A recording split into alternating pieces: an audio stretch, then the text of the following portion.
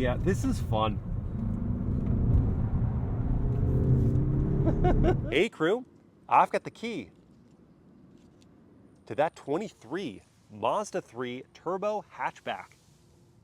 We are going to take it for a drive, but first, let's check out how it looks on the inside and outside. No styling changes for the 23 model year, so we still have that Kodo design language. And here in the Premium Plus trim, the grille is in gloss black and leads nicely into the projector LED headlights with LED turn signals. Those are above a protruding front splitter in gloss black. This paint job is called Snowflake White Pearl, and it glitters nicely in that sunlight with metallic flake. At the side, we find a set of 18-inch gloss black wheels wrapped in Bridgestone Turanza all-season tires, 215 section front and rear. Between the wheels, there's gloss black for these extended side skirts and for the mirror caps. The window trim is black on the top and chrome on the bottom. Stepping back to look at the profile, the standout trait of the Mazda 3 hatchback is the grandeur of the C-pillar. There's quite a lot of it, and so much body, in fact, that it makes the 18-inch wheels look almost small. On this trim, there is a black gloss roof spoiler. That sits above LED taillights and turn signals. And down low on this model, we have an extended bumper skirt to add some aggression to the exterior. That's around the two circular exhaust ports. The design of the Mazda 3 hatchback, it's got some allure for sure, but it also has some frumpier angles like this rear three-quarter. What do you guys think though? Is this better or worse looking than the predecessor Mazda 3 hatch? Let me know in the comments, and let's check out the interior. Opening up and looking inside at this black leather interior on this Premium Plus model with bronze contrast stitching. On the doors, we find injection molding up high, more of that black leather with bronze stitch, aluminum trim, leather here and on your padded armrest. Harder plastics are down low. We get one touch up down windows. And we get a Bose 12-speaker sound system on this trim level. Stepping in, watch your head, taller folks. That roof cuts in pretty aggressively here, and you can whack your noggin. Behind my own seat at 6 feet tall, I've got a little bit of knee room. The back of the seat is in leather. The foot pockets are on the smaller side, so thigh support isn't amazing. Headroom is also not great. My head is pressed against the roof. I can't make it back to that headrest, and furthermore, it is a cutout, so if I slide forward to maybe go see what's going on in the front cabin, I'm gonna hit my head on the roof, so that's gonna get a thumbs down from me. Furthermore, Mazda's billing this vehicle as a more premium product, yet there are no rear air vents and no USB ports A or C. That's a bummer. The drive shaft hump is kind of large, so getting into the middle isn't easy, and then here my head is definitely pressed against the roof.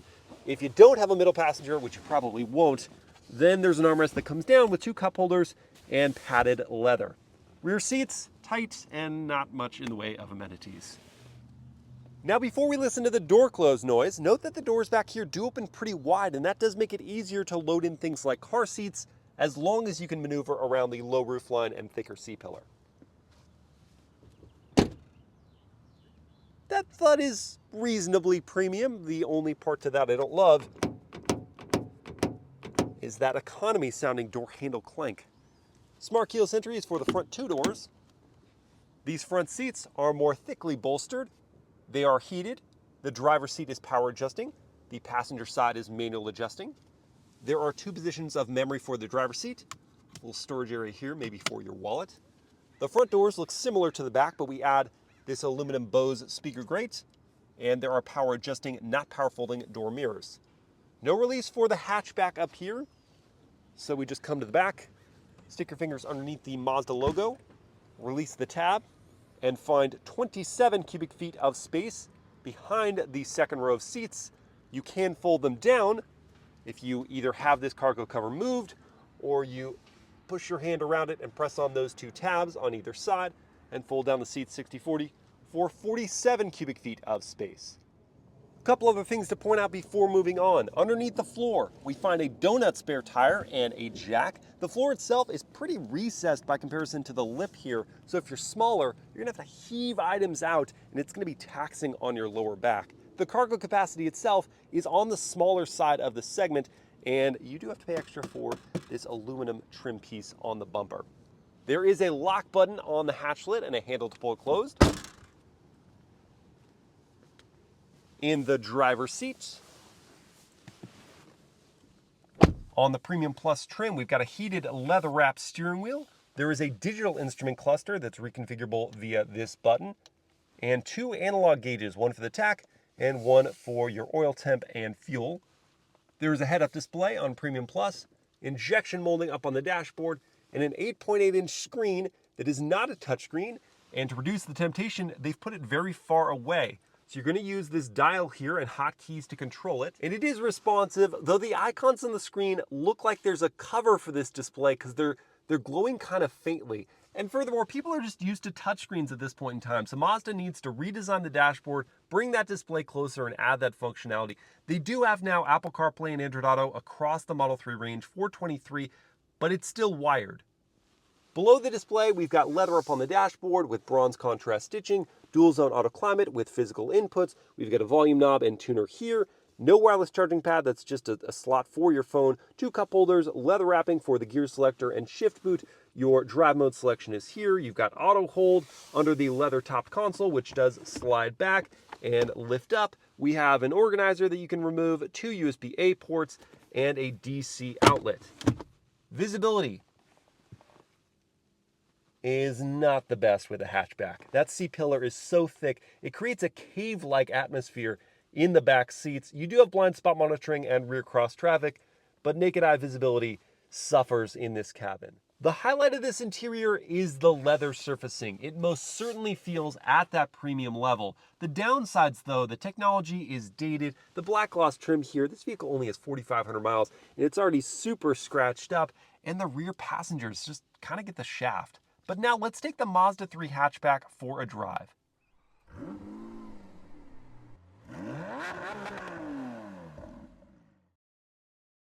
All right, let's fire it up.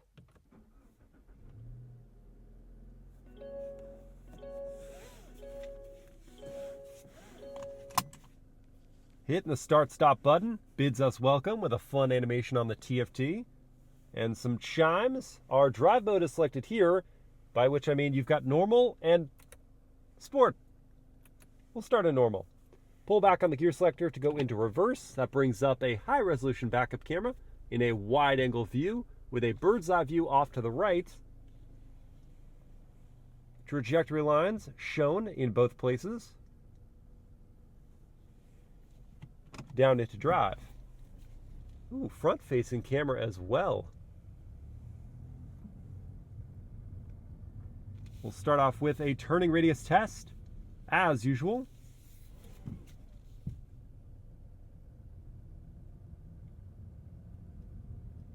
And that is a tidy turnaround. Not a revelation for this segment, but certainly on par. Turn signal sound is next.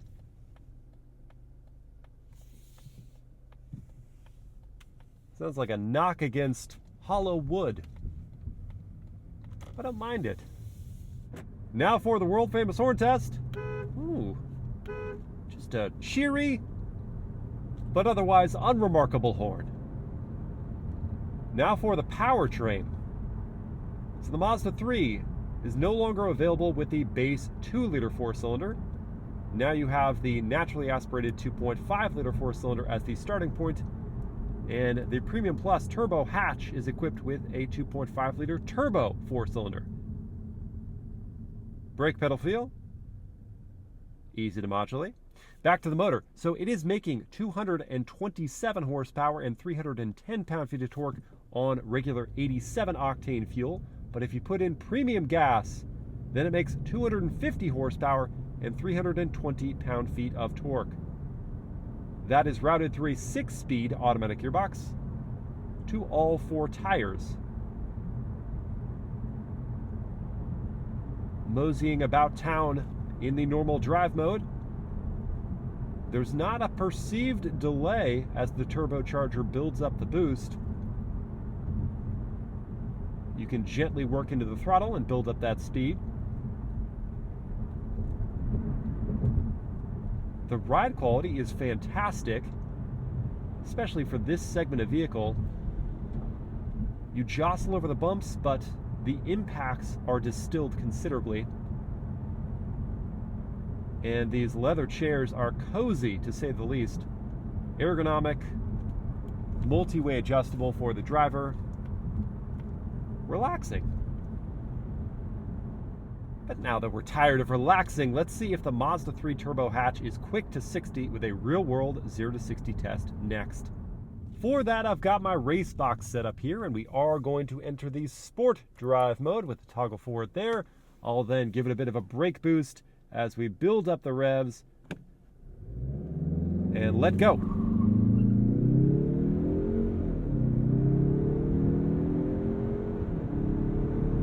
And there's 60 in around 6 seconds, which is not bad for this segment, certainly. I did feel, one, there was a bit of tire spin there as it was then shuttling power back to the rear axle, but I also felt a very long delay in the shift from first to second and then second to third, and that is most certainly robbing tenths of a second in our sprint to 60 because the power is here. But the transmission is dated. But to be fair to the transmission, I do want to try it out in manual mode. So click the selector over to the left and utilize the paddles in the back of the wheel, which are small, but the texture is actually quite nice. Pulling one elicits a not terribly slow downshift. But it did upshift quite a bit before I had the chance to pull the paddle. It upshifted to like 5750 when the red line indicated is 6250. Even earlier, 5500 RPM, it is upshifting for me. That is most upsetting. So if I want to actually control the shift with the paddle, I have to do it here. And then it is not a perfectly prompt shift. It does take a second, but that's the only way to have manual control. So best then to leave the gearbox in auto mode and understand that the shifts either way, manual or auto, are not going to be crazy quick. The best part of this gearbox, however, is the smoothness. Even though it's only got 6 speeds, it works through them in an imperceptible way when you're just cruising along. And if we take it out of sport and listen for the NVH level at highway speeds,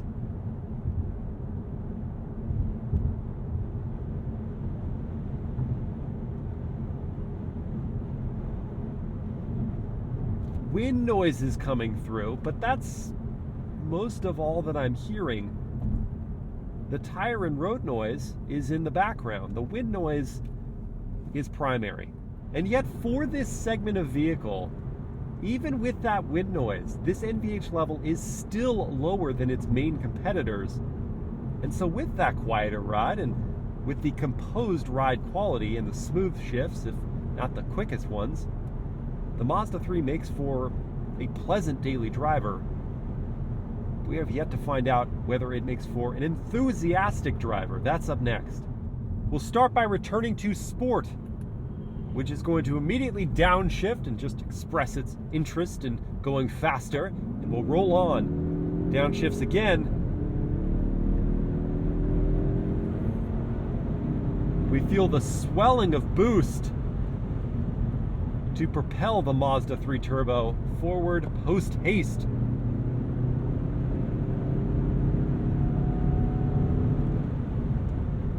It feels stable at speed as well.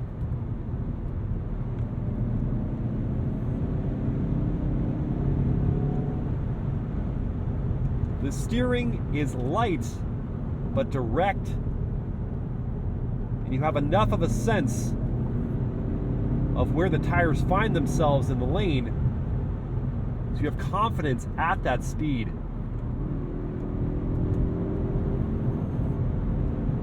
The auditory experience is somewhat lacking though. It's not a coarse sound from that 4-cylinder. It's just not much of a sound at all.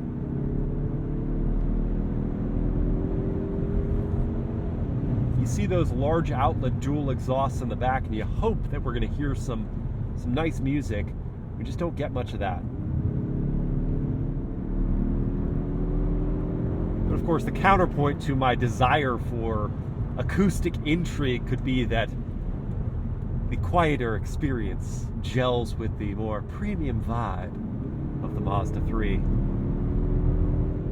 Alright, so if the exhaust or engine note aren't going to invigorate me, maybe the dynamics will. So I've got traction control turned off. It's a button on the left-hand side of the wheel. And we'll shuttle it through some curves. Hard on the brakes, good response from those. Tires did seem overwhelmed. The resistance of the steering in the corners is good communication. On low-speed corners like this, you can feel that all-wheel drive system shunking the power to the back axle to give us a bit more exit speed. There isn't a heavy hand of body lean, thanks to what Mazda calls their G-vectoring control system, which will cut engine torque and even in some cases apply a bit of braking for more neutral handling. It's supposed to not be perceptible, but you get a small sense of it. And while it doesn't turn the Mazda 3 into a hot hatchback slayer, it does make it into a more than willing dance partner when the road gets twisty.